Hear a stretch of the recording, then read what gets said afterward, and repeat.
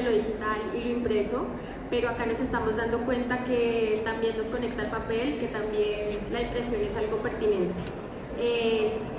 Ustedes conocen más que nadie a sus autores.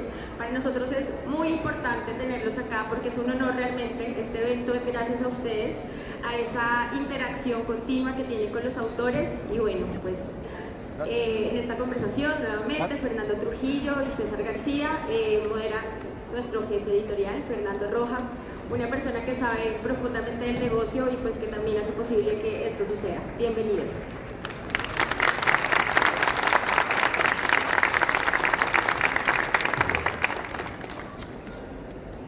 Buenas tardes para todos. ¿Sí se escucha bien?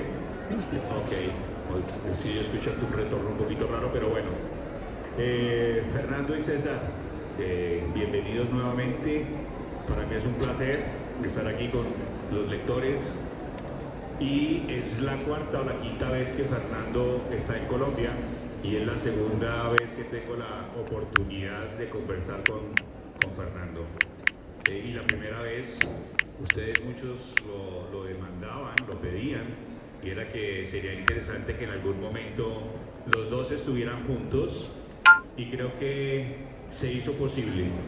Y se hizo posible porque la Cámara del Libro así lo quiso, porque nosotros lo queríamos y porque Fernando logró convencer a César.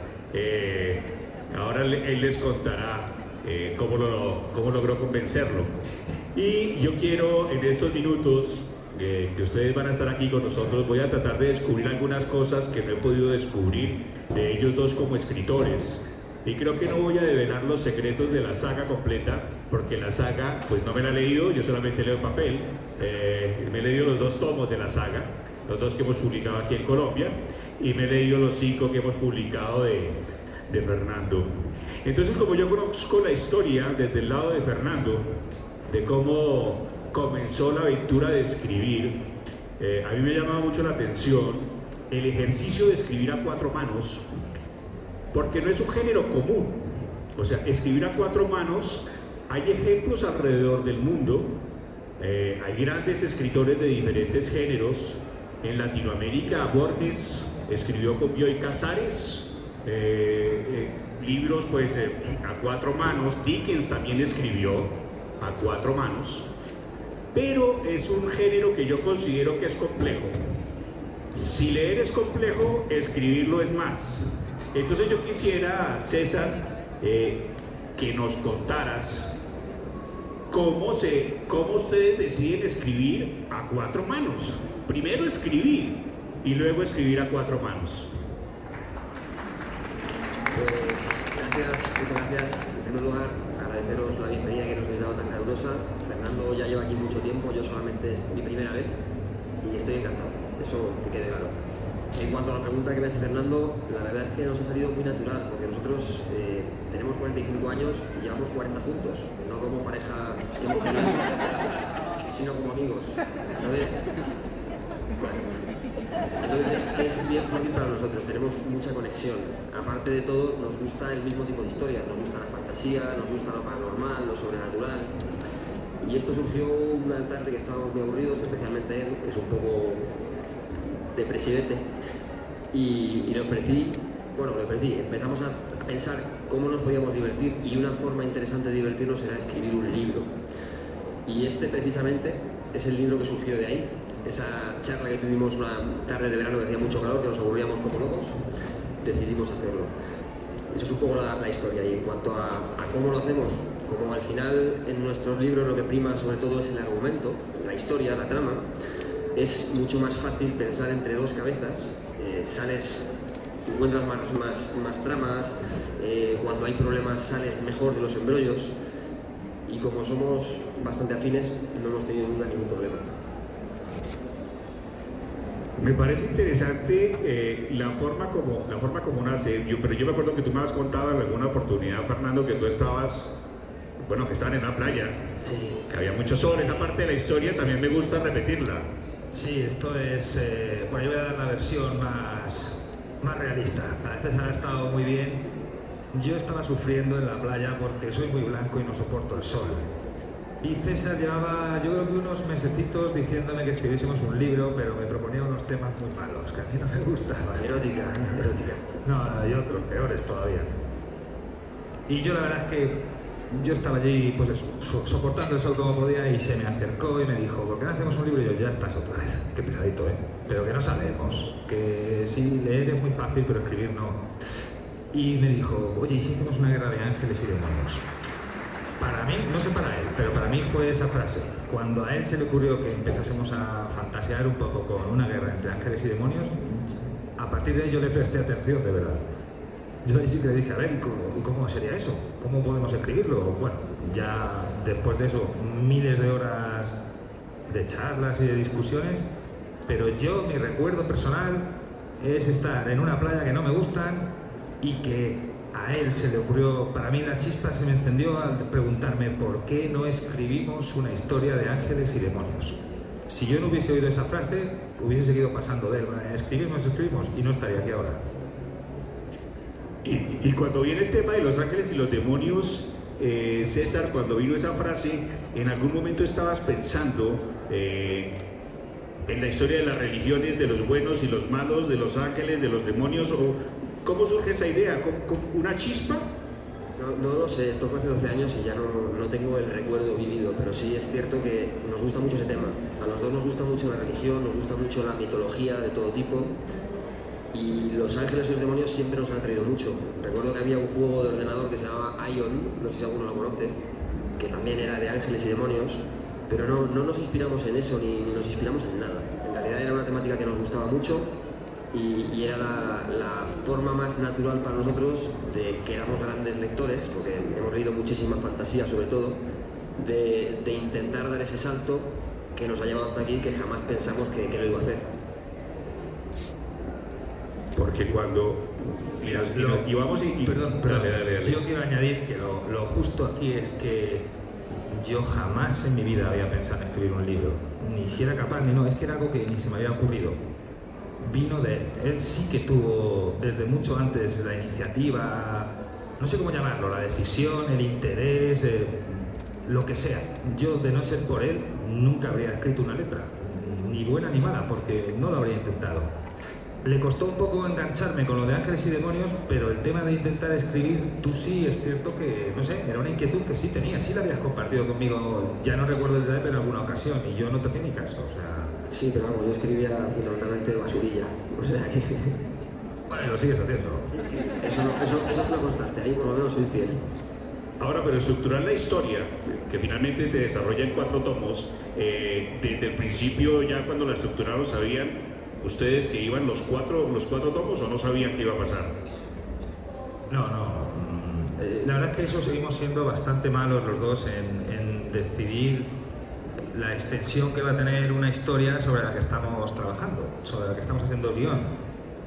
Nosotros le damos muchas vueltas al argumento, al final, a los puntos más importantes, y cuando ya tenemos todo eso claro, entonces hacemos una estimación. Pues yo creo que esto serían 2 libros, serían 5, serían 7, no sé, y siempre fallamos. O sea que eso lo vemos ya a la hora de escribir, de verdad, a la hora de hacerlo real, calculamos mejor la extensión, pero aunque hacemos estimaciones, no lo sabemos muy bien, ¿verdad? En eso se nos da mal. Es que es complicado también, porque nosotros trabajamos mucho el guión e intentamos siempre dejar buenos cierres de capítulo, pero sobre todo buenos cierres de libros. Y no es tan fácil cerrar un libro con un buen gancho para que el lector quiera leer el siguiente. Entonces, entre que es difícil de planificar y que hay que hacerlo muy bien o intentar hacerlo muy bien, otra cosa es que luego lo consigamos, es difícil llegar a saber cuánto. Por ejemplo, yo recuerdo que La prisión de Black Rock, que es otra saga, pensábamos que iba a ser bastante más larga y al final la cerramos un poco, pues cuando tocaba, dependía un poco de cómo evolucionaba la historia. Desde luego nosotros invertimos en eso mucho tiempo, de hecho mucho más que en escribir, en ese tipo en pensar la historia, cómo será el personaje, qué le va a ocurrir, por qué, cómo, cuándo, no sé qué consecuencias tiene este hecho y cómo queda. Nosotros gastamos muchísimas más horas en todo eso que luego en escribir de verdad. Cuando escribimos ya lo sabemos, ya sabemos todo lo que va a ocurrir, más o menos. Hombre, siempre hay cambios, siempre te ocurre algo mejor, pero resumiéndolo de una manera un poco exagerada, perdemos mucho más tiempo en crear las historias, por así decirlo, y estructurarlas, que luego en escribirlas. A mí lo que me sorprende, de las cosas que más me sorprenden de sus libros, es que cuando entro a cualquier capítulo, siento como si ustedes lo hubieran preparado desde lo audiovisual y luego lo hubiesen llevado al papel. A mí, yo estoy viendo una escena, una película cuadro a cuadro, la veo pasando, un capítulo de escena muy fuerte que tiene todos los elementos y cierra la escena. Tienen mucho de cineastas ustedes. Mira, a mí en realidad me gustaría mucho más hacer cine que escribir libros, principalmente porque soy un escritor tirando a pésimo. Pero yo creo que me gusta mucho idear historias, y a él también, yo creo que nos gusta mucho, y nuestra ambición sería en un futuro, bueno, seguir escribiendo, porque al fin y al cabo es nuestro medio principal, pero desde luego nos gustaría mucho hacer películas, y yo creo que se refleja en lo que tú has dicho.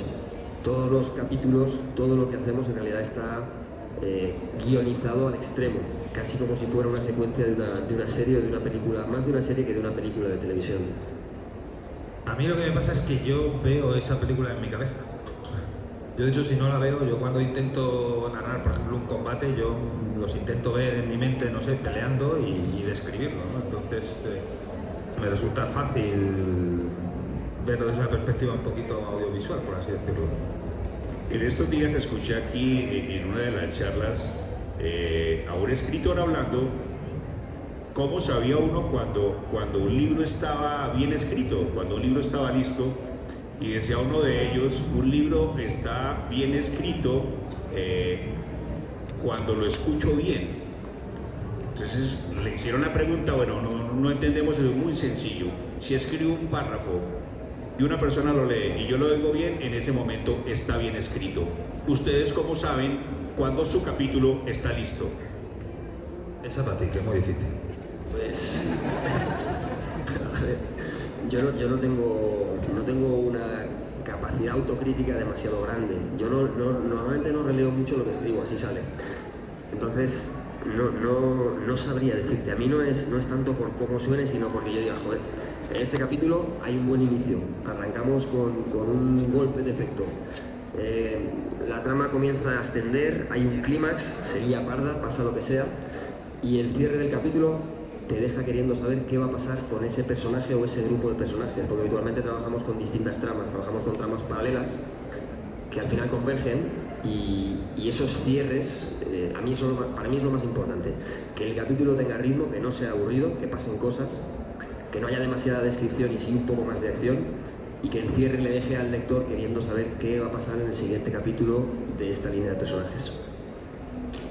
Yo lo veo complicado esto de saber cuándo está bien, ¿eh? Yo además, a nivel personal, no tiene nada que ver con la escritura, yo soy inseguro y esa duda la tengo muchas veces. Entonces, yo lo que suelo hacer es decir, léete esto, César, a ver si apesta o está muy bien. O a mi mujer o a otras personas. Yo intento buscar otra opinión porque, pues bueno, a mí me cuesta saberlo. Lo que yo sí que intentamos es que cada escena o cada capítulo cumpla el objetivo que tenemos marcado. O sea, esta escena a lo mejor es para presentar un personaje, esta es para mostrar, yo qué sé, esta parte de la trama que luego se va a utilizar, esta es para describir cómo es el cielo, esta, no sé, suelen tener un objetivo y yo intento ver que se ha cumplido y luego busco la aprobación en otra parte. Va uno encontrando elementos pues, de literatura fantástica, pero me impacta mucho la forma como el alfabeto de los celtas, las runas, se incorporan a lo largo de los dos libros, pero lo que más me impacta es que no hay una descripción de la runa, sino del efecto de la runa. La runa para defender o la runa para atacar. ¿De dónde viene esa fuerza y esa creación? Yo no me imagino las runas en la cabeza cuando las leo, pero cuando voy al alfabeto rúnico, digo, bueno, ¿cómo hicieron para mezclar toda esa amalgama y uno termina imaginándose una runa que nunca se ha visto? Esta es complicada, así que Fernando, todo yo. Bueno, luego te la devuelvo. Lo de las runas, yo creo que no podríamos No es posible describir una runa de verdad en un libro solo con letra, ¿no? Porque yo no sé, cuando yo leo El Señor de los Anillos tampoco te describen una espada exactamente la forma que tiene. Luego es una película y sí, ¿no? Entonces es un concepto que efectivamente sale en la mitología celta y en otras mitologías y en muchísimos libros de fantasía. Nosotros no lo hemos inventado, simplemente lo hemos absorbido y lo hemos utilizado como a nosotros nos gusta, como a nosotros nos parece que con las espadas y demás creíamos que quedaba bien. Yo personalmente creo que las runas es como cuando describo a Nilia, por ejemplo. Yo trato de decir que es una mujer preciosa y seguro que cada uno en su cabeza tiene un modelo de mujer distinto. Seguro que varios hombres o mujeres hablando de una mujer, pues no es tan guapa. Pues si tú dices que una mujer es preciosa, cada uno tiene un ideal en la cabeza, ¿no? Pues algo pasa con las runas. Yo creo que si tú describes que es un símbolo, que es una línea de fuego y demás, pues al final cada lector la recrea como cree, la imagen que tenga, o como le guste. Y yo creo que eso está bien, ¿no? Porque es de lo que se trata un poco la literatura, de que usemos la imaginación y creemos cosas. En el libro, cuando comenzamos con la Guerra de los Siglos, la sola descripción lo dice, los ángeles y los demonios, pero uno comienza la lectura y luego se da cuenta que demonios no son, sino que son los ángeles buenos y los ángeles que desafiaron la autoridad. Y ese concepto que tenemos de que el ángel per se es bueno, porque es lo que hemos escuchado desde la religión, aquí toma un giro que el ángel puede ser o bueno o malo. Esa creación y esa dualidad a lo largo de los dos libros del bien y el mal, pero de ver ángeles que en algún momento de los caídos también tienen reflexiones acerca de si esto va bien, como en el caso de Capa, que yo a Capa lo veo ya dudando de qué está pasando. ¿Cómo es esa dualidad del bien y el mal? ¿Por qué tan marcada a lo largo del libro? O sea, ¿cómo llegan a esa marcación? Pues yo creo que nosotros no creemos en los buenos muy buenos ni en los malos muy malos. Y aparte que creo que eso es un poco aburrido. Yo no tengo nada contra el Señor de los Anillos, pero que haya un tipo muy malo, que es el Señor Oscuro, que va a destrozar el universo, pues hace que, primero, que no tengas ninguna empatía con él y que no haya nada más que se pueda hacer que vencerle. En este caso, si tú juegas con que hay ángeles, pueden ser un poquito, depende de cómo los veas, rebeldes, y ángeles leales a Dios no tienen por qué ser buenos o por qué ser malos. Habría que intentar entender la lógica de los rebeldes, por qué lo han hecho, por qué se han rebelado, qué hay detrás de eso. Efectivamente son como los demonios, no, tienen matices. Es mucho más interesante jugar con una escala de grises, que no todos son muy buenos o todos son muy malos. A nivel de historia nos da mucho más recursos, nos aporta mucho más. Podemos hacer personajes como Capa, que es muy ambiguo, o como otros, que en muchos momentos tienen dudas sobre si lo que están haciendo, tanto los que están en un bando como los que están en otro, está bien o está mal. Yo creo que eso le da potencia a la historia.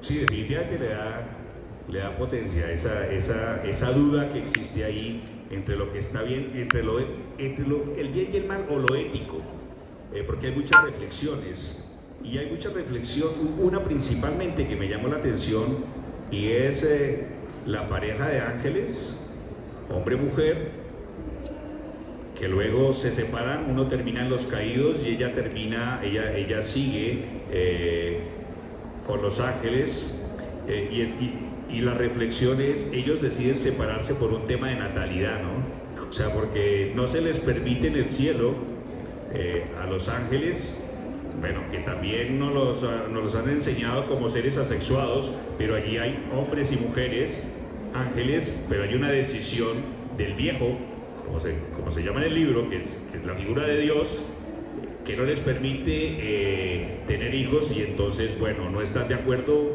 y eso parece que es el detonante de que él parta, ¿no? Y se va para los caídos. Esa reflexión acerca de la natalidad y de lo permitido y de lo no permitido, ¿por qué llegó ahí? Me llamó muchísimo la atención. A ver, eso es porque nosotros le dedicamos muchísimo más tiempo a pensar en los demonios que en los ángeles, porque es fácil entender por qué alguien seguiría a Dios. A mí lo que me resulta complicado es entender cómo alguien es tan estúpido de ir contra Dios, ¿no? Pues es que no, habría que trabajar esa parte, porque de primeras es una posición un poquito absurda.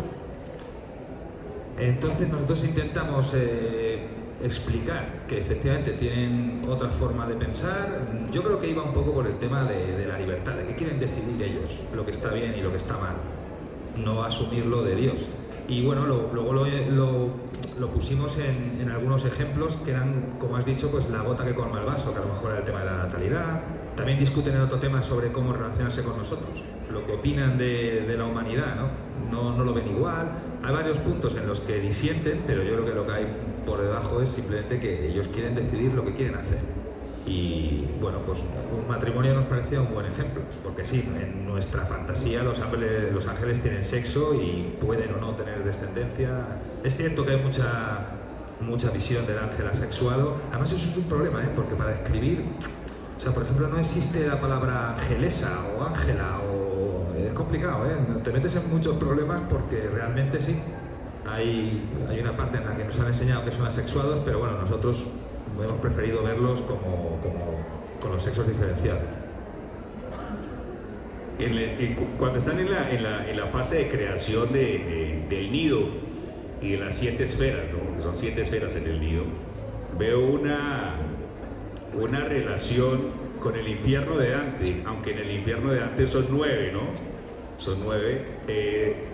¿Tiene algo que ver con eso o sencillamente salió el número 7 porque el 7 es un número cabalístico, porque 7 son los días de la semana? ¿Hay algo ahí? ¿Hay coincidencias? ¿Qué hay detrás de eso? Pues hace tanto tiempo que escribimos esto que no me acuerdo. Ya, pero yo creo que sí, que ahí utilizamos, yo creo que es el 7. El 7 es el número de Dios y el 6 es el del diablo, ¿no? Y yo creo que lo usamos a propósito. Evidentemente podrían haber sido 14, pero bueno, yo creo que ahí sí fuimos. En el tercer tomo se trata más el infierno y hay 6 círculos en el infierno y demás, y sí que cogimos un poco... O sea, ese número está utilizado a propósito. De la mitología popular podemos decir que haya de todas las películas y ficción, cómics y novelas. No teníamos una... ¿Para qué irnos al 8 o al 5? No sé. O sea, sí era a propósito. Por Dante y por muchísimas otras obras que habrán, que el 7 es el número de Dios y el 6 es el 666, ¿no? Pues es el del diablo. Y en ese caso, entonces, entre ustedes dos, cuando están escribiendo, ¿quién es el 666 y quién es el 777? ¿Cómo se intercambian ahí? Yo soy el 7, está clarísimo. Es cierto, yo tengo no hay más que verle. Aspecto diabólico, eso está claro. Él tampoco es un ángel, está ya pasadito, pero bueno. Los dos estamos peleando mucho por decir, ahora somos los ángeles, ¿cómo enfrentaríamos este problema? Ahora vamos a creernos que somos demonios, vamos a ver qué haríamos en esta situación. O sea, eso además a mí me parece entretenido, el ejercicio de empatía, de ir colocándote según la escena sobre la que vayas a escribir y pensar lo que tiene sentido, que haría cualquier bando, también en la humanidad, ¿no? En determinadas circunstancias, pues no lo repartimos, O sea, yo no trabajo sobre los demonios, él sobre los ángeles, nada, está todo lo que sí que es compartido. cierto es que yo creo que los dos tenemos mucha más empatía, aunque hagamos el ejercicio que ha dicho Fernando de ponernos siempre desde el punto de vista del bando con el que estamos tratando, tenemos más empatía con el bando de los demonios. Y si nos preguntasen cuál es nuestro personaje favorito, ¿cuál es tu personaje favorito? Pues el mío probablemente es Nilia, sí. Y el mío probablemente Capa. No, pero además yo tengo preferencia por lo malo en las historias porque me parece más interesante. Yo siempre pongo este ejemplo cuando me hacen la pregunta, o sea, si yo estoy viendo una película, por ejemplo, y veo que el protagonista ayuda a una anciana a cruzar la calle, yo no necesito ninguna explicación, o sea, no sé, me parece normal, qué tipo más majo. Ahora, si yo veo que el protagonista va andando, hay un niño tirado en el suelo y coge y le pisa la mano, digo, ahí va, pero este tipo, ¿qué le pasa en la cabeza? ¿Está mal? ¿Ese niño le conocía, no? O sea, las acciones malas me despiertan más preguntas. Las buenas me parecen más, se entienden por sí mismas. Es un poco como lo hablaba al principio, ¿no? ¿Por qué un ángel sería leal a Dios? Yo no necesito que me expliquen nada para eso. Es que lo veo natural, lo veo como debe de ser. Ahora, ¿por qué un ángel se rebelaría contra Dios? Ahí ya lo veo interesante. Ahí ya digo, a ver, ¿qué le ha pasado a este hombre? ¿Es que ha discutido con Dios? ¿Es que, no sé, cuál es el problema que hay aquí? No sé por qué, pero las acciones de ese tipo a mí me despiertan más curiosidad. Hay muchas escenas en los libros que son, bueno, como cualquier libro, supremamente impactantes. La escena de Raven cuando abraza a la niña, la muerte de esa niña en esa escena es una escena fuerte, que agarra muy duro. Estructurar una escena de esas yo creo que les ha tomado a ustedes mucho tiempo y mucha reflexión, porque hay una niña inocente, hay un hombre que no tiene memoria en ese momento, que no sabe ni de dónde viene, para dónde va, solamente sabe que alguien lo está persiguiendo y quiere proteger, y dentro de esa protección muere una niña, o sea, genera un dolor enorme en ese momento. Y he visto que a lo largo de la obra hay varios personajes que ustedes deciden, chao, estás muerto, en este momento mueres. Es muy duro. Los lectores, ¿qué opinan al respecto de eso? Y ustedes mismos en escenas de ese estilo. A ver, yo estoy encantado porque a mí me gusta leer ese tipo de escenas. A mí cuando pasa algo impactante, es como decía Nando, el mal es mucho más vistoso que el bien. Los acontecimientos de este tipo a mí me llaman mucho más la atención. Entonces a mí me parece una cosa muy buena desarrollar un personaje, hacerle crecer y luego darle un final duro que le potencia aún más. A mí me parece que lo mejor que hay, bueno, una de las mejores cosas que hay es que alguien sienta mucha empatía con un personaje y de repente se lo carguen. Entonces eso te llega. Yo creo que los lectores no están muy contentos, por regla general. No sé si alguno tiene una visión distinta, pero hemos recibido más de una crítica o dos, alguna más amarga y alguna más agresiva. Yo las respeto, pero no las comparto. Bueno, los lectores se quejan mucho de las muertes y hacen bien, sé que se quejen de lo que les parezca, es su opinión y tienen todo el derecho, claro que sí. Yo, aparte de lo que dice César, yo además es que creo que tienen que morir. No puede ser que una guerra no tenga muertes. Yo soy incapaz de imaginar que en una guerra no haya muertes. Sí que las hay, sí que hay películas donde todos acaban bien y libros, pero pues, a mí no me gustan. Eso me parece un juguetito, me parece que le hace un poquito más infantil. Yo, a nivel personal, soy incapaz de idear un conflicto que implique una guerra y no muera nadie. Es que, no sé, me es muchísimo más complicado que estén todos vivos que matar a alguno. Y luego además las muertes a mí me parecen muy útiles desde el punto de vista de la narración. Yo creo que cumplen generalmente pues un objetivo. La que tú has mencionado, por ejemplo, me parece una forma muy buena de explicar que este hombre Raven, el pobre hombre, no se controla. Él no sabe ni de lo que es capaz ni de lo que no es capaz, y queda tan claro que una inocente lo paga. O sea, yo creo que nosotros la mayoría de las muertes las hemos pensado con un objetivo pues de ese tipo. Pero vamos, hay uno global, que es que en la guerra es lo peor que hemos hecho, para mí es lo peor que hay en la humanidad. En una guerra todo el mundo pierde, incluso el que gana. Entonces ahí tiene que haber muertes. Es que la guerra y la muerte son sinónimos. Si no sería, pues no sé, un evento deportivo. Hay una gran reflexión que la hace, no me acuerdo cuál de los caídos, cuando está hablando a los menores, que los menores somos nosotros, el género humano, donde hay una reflexión acerca de que pues que la guerra, si bien, como lo dicen ellos, se va a cargar un poco de menores, pues dice que los menores se están cargando el mundo, ¿no? Porque, pues por todo lo que hacen, por la destrucción. En alguna forma, cuando están escribiendo, piensan en ese mensaje, en esa lectura, no moralizante, sino reflexiva, que eso produce en los lectores. Pues yo lo pienso, yo creo que Fernando también lo piensa. Yo creo que el mundo en el que vivimos hoy en día es bastante dramático y catastrófico. Las cosas que pasan en cualquier sitio, sobre todo en los lugares más desfavorecidos, son brutales. Y todos, yo me incluyo, hacemos un ejercicio de ceguera, o de indiferencia, o de que tenemos otras cosas que nos importan mucho más. El mundo hoy por hoy yo creo que está bastante jodido, con todo el respeto. Si eso a los lectores les provoca reflexión o no, yo no sé si... Yo Creo que de forma inconsciente sí que lo...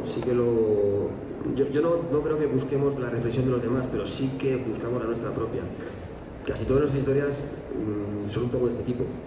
El mundo no está muy bien, el mundo está complicado y nuestros personajes pululan por él y sufren para sobrevivir en él. ¿Tú qué opinas, Fernando? A ver, yo lo veo como es que sé por qué hemos metido algún elemento de ese tipo. Es cierto que nosotros no queremos predicar o llevar a nadie nuestra opinión personal del mundo, con la que vivimos día a día, ¿no? Esto es ficción, es un cuento y nosotros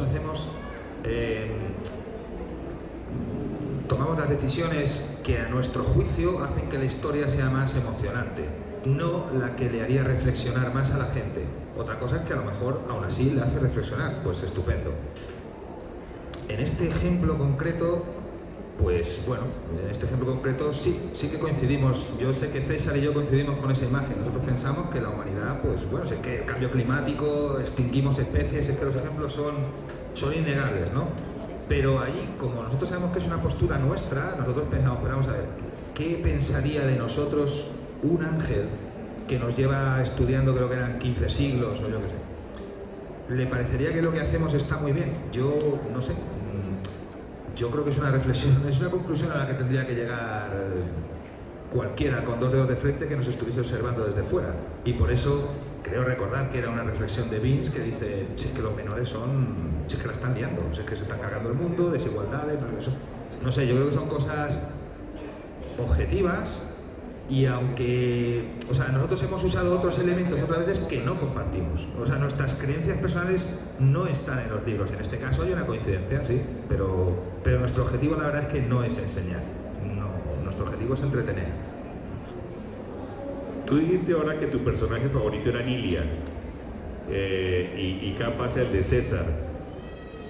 Si mi mente no me falla, bueno, que me falla a veces, ¿no? Y a veces mucho, pero Nilia está presente en la saga tuya, en la Biblia de los Caídos, pero físicamente Nilia cambia en sus alas.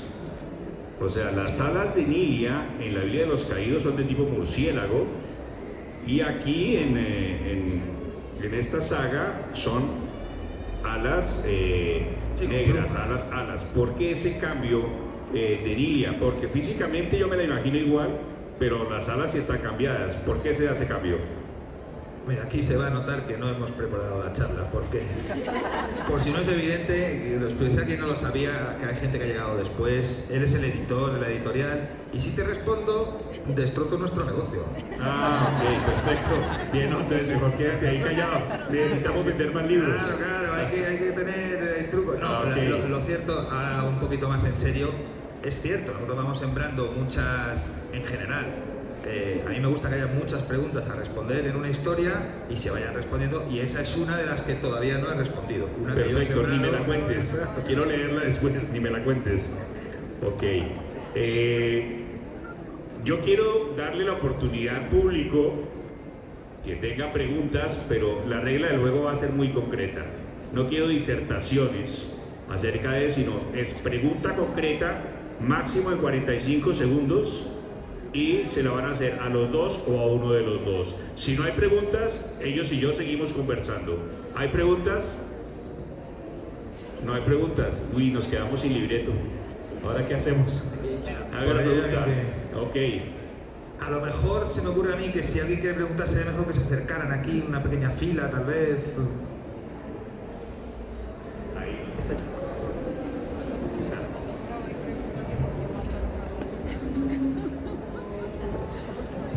Gracias. ¿Han tenido alguna vez discrepancias fuertes para decidir un capítulo, el final de un capítulo? ¿Cómo la logran resolver? No. Muy bien, concreta. Muy bien. La respuesta corta es que no. O sea, evidentemente tenemos opiniones distintas a veces, pero son menores. O sea, a nosotros nos funciona muy bien escribir juntos porque la idea general que perseguimos nos gusta a los dos. Tenemos unos gustos muy afines, lo tenemos todo muy claro. Entonces, por supuesto que alguna vez hacemos esto, hacemos lo otro, pero son discusiones breves, sin mucho peso y que se resuelven muy fácil. Sí, yo tengo una pregunta para Fernando Trujillo. sobre la Biblia de los Caídos. Y pues, diga, aquí todos ya se leyeron el Testamento del Gris, ¿cierto? Sí, supongo que sí. Ah, que vas a soltar No un quiero spoiler hacer ahí. spoiler, no quiero hacer spoiler. Se te está acabando el tiempo, la Perdón, pregunta. la pregunta es, ¿qué pasa con un hombre sin alma al morir? ¿Qué pasa con un hombre sin alma al morir? Pues no te preocupes que cuando lo mate lo sabrás. Muy bien. No, pero es que es un poco, me refiero, ya de verdad, se verá ahí. Si muere y no la ha encontrado todavía, pues se verá, pero a lo mejor la encuentra. Y aunque le maten o no, esa respuesta se queda sin... Esa pregunta, perdón, se queda sin respuesta. O sea, me estás pidiendo que te adelante algo que yo voy a escribir en futuros libros. No, tenemos que escribir ese libro para venderlo, ese no la cuentes todavía. Buenas tardes, bienvenidos. Soy fiel lectora. Quisiera preguntarle por qué tiene usted esa idea que los arcángeles son crueles. ¿Los arcángeles son? Crueles, especialmente Miguel. Siempre me tratas muy mal a Miguel y pues él es mi Ah, vale. Tú vas por la Biblia de los Caídos un poco, ¿no? No, yo no tengo esa idea, ¿eh? Aunque es cierto que... A ver, eso es complicado. Lo primero, en la Biblia de los Caídos salen muy pocos ángeles, prácticamente solo sale uno. No se mencionan otros, pero yo tengo la idea de que en cualquier colectivo, sea de lo que sea, hay gente que es cruel, hay gente que es honrada, hay gente que es bondadosa, generosa, hay de todo. A mí no me gusta que todos sean iguales. Y luego, yo personalmente no creo que ese arcángel sea exactamente cruel desde su punto de vista, pero cuando se desarrolle más se entenderá. O sea, para nosotros, en mi opinión, si un ángel existiera y estuviese aquí, no es tan fácil entender por qué hace lo que hace. Pero ya te digo que yo no tengo la imagen de que todos los arcángeles... En realidad no tengo la imagen de que todos los arcángeles tengan que ser de ninguna manera en concreto. Pues habrá unos más de una forma y más de otra, como en cualquier otro colectivo. Bueno, por favor, si alguien tiene una pregunta concreta frente a la Guerra de los Cielos, lo agradezco. Correcto, debe ser frente a Guerra de los Cielos. Parece que no se lo han leído, eso me alegra porque voy a vender muchos libros hoy. Ahí viene. Yo tengo una pregunta, pues espero no ser spoiler, ¿no? Es, ¿cómo surge la idea de ustedes dos? Porque en los libros de los dos he visto que hay un personaje en común, ¿sí?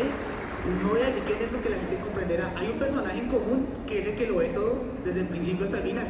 ¿Cómo surge esa idea y cómo hacen para enlazarla? O sea, ¿cómo tienen la creatividad para encajar este personaje en todas las historias que ustedes tienen? No solo en la Guerra de los Cielos, ni en la Biblia de los Caídos, ni en el libro del Señor de los Cristales Rotos, sino en todos los libros en todos los libros aparece el personaje. Pues me causa curiosidad.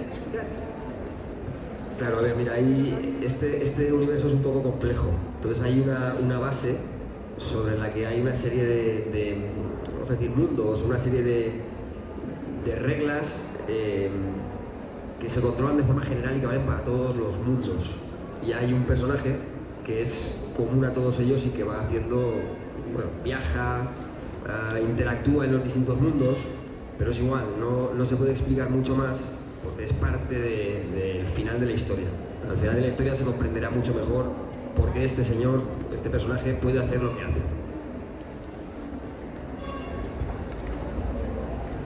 Hola, muchas personas tenemos la idea de que ser escritor es una actividad muy individual. ¿Cómo articular cuando hay varios autores? ¿Cómo articular una historia y que sea exitosa? Bueno, eso lo he respondido indirectamente un poco antes. Yo creo que escribir con otras personas, porque es cierto que es individual. De hecho, tanto César como yo tenemos libros por separado. Yo creo que es muy complicado. A mí me parece tan complejo probablemente como a ti que me estás preguntando. Salvo en nuestro caso, o en el caso de que tú estés con alguien con el que tengas mucha afinidad, con el que compartas los gustos. Volviendo al ejemplo de la guerra, si yo quisiera hacer una guerra en la que mueren muchos personajes y César quisiera hacer una guerra en que todo acaba feliz y los buenos no, pues sería imposible. Es que no hay negociación. Discutiríamos tanto que sea mejor, mira, tú escribes tu libro y yo el mío. O sea, es fácil cuando más o menos la persona con la que colaboras piensa como tú. Buenas tardes.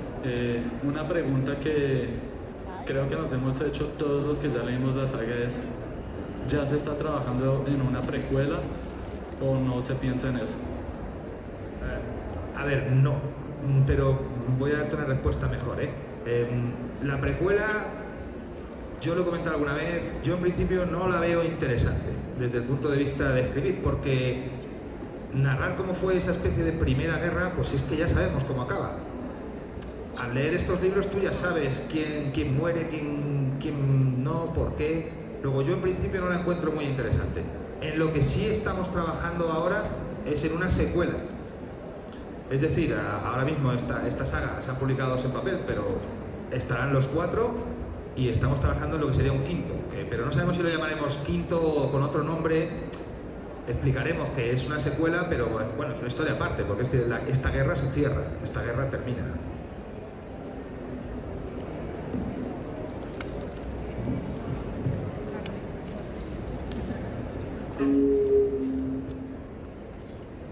Gracias.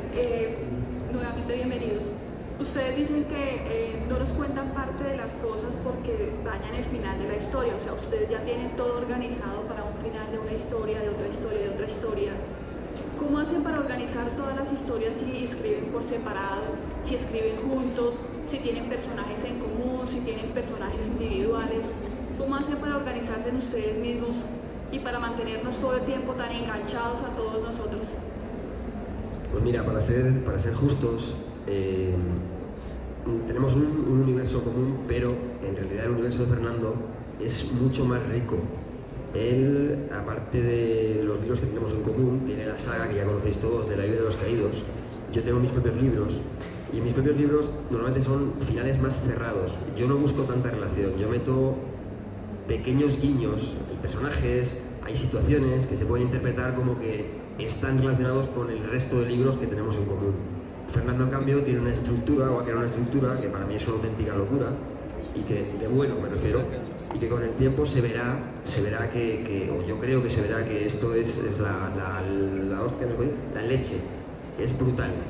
Y él tiene definido cómo va a acabar la Biblia de los Caídos, lo tiene clarísimo. No sé cuántos tomos sacará, no sé si cuántos serán, pero tiene muy claro por dónde van a ir las cosas y cómo son las interrelaciones entre todos sus libros, porque él tiene, aparte de estos libros, otros muchos más, y todos sus libros están relacionados con el universo. Y eso para mí es algo que vosotros mismos, yo creo que lo sabéis, es muy complicado y muy satisfactorio para los lectores. Si yo encontrara una saga o una serie de libros que reúnan esa característica, diga, coño, pero si es, perdón, ala, que esto se cuenta aquí y luego y está relacionado, y esto, y al final la gente le come en la cabeza tanto que se convierten en fans. Es decir, a mí lo de fan no me gusta mucho, son lectores, pero en este caso se vuelven adictos a la porquería que escribe Fernando.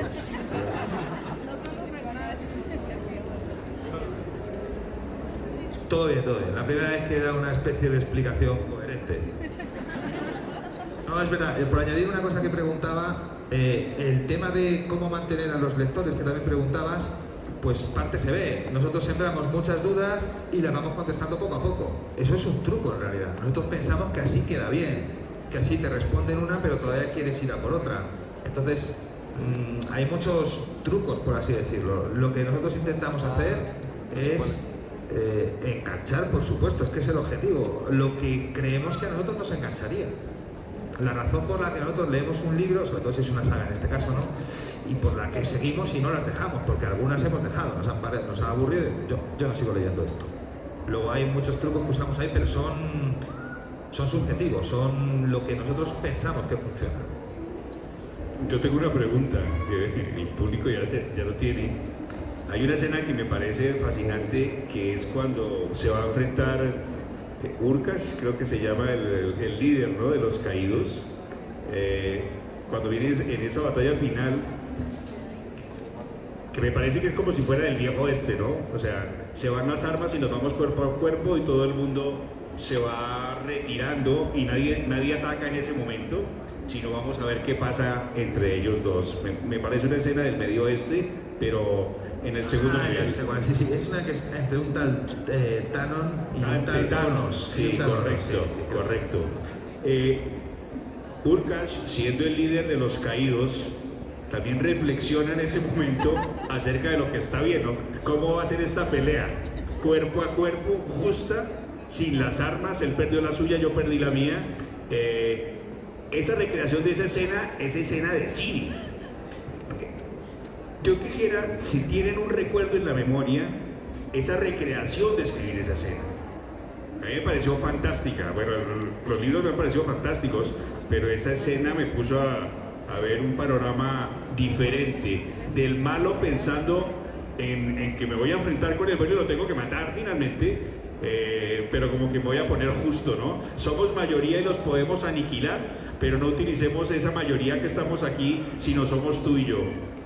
Yo no tengo un recuerdo muy concreto como ese de la playa que pueda compartir aquí, ¿no? Yo un poco vago, yo la sensación era, esa escena es importante, esa escena tiene su peso. Y yo sí recuerdo que nosotros queríamos que ese enfrentamiento concreto pues se quedase en la mente del que está leyendo. Pero ya no recuerdo muy bien, no sé qué va a decir. ¿Te acuerdas que estuvimos 4 horas pensando si usaba un hacha o una catapulta? Por desgracia ya fue hace unos 12 o 13 años y... ¿Tú tienes algún recuerdo así más vivo? Es que a mí me pasa igual, me pasa con el libro que escribí hace 6 meses, que no recuerdo nada. La gente me pregunta y digo, sí, tienes razón.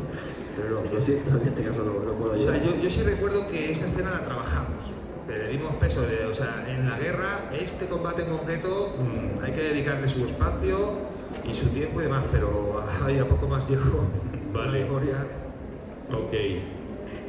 Esta mañana Fernando colocó en sus redes, o anoche, que a mí me preocupó muchísimo porque dice que en la presentación del día de hoy os tendré una sorpresa, dice. Y entonces cuando yo me lo encuentro aquí, le digo, bueno, como no me vas a sorprender a mí también, ¿no? Muéstrame qué es lo que vas a tener. Y después de que me lo muestra le digo, ok, entonces vamos a ver la sorpresa que anunciaste en las redes sociales, por favor.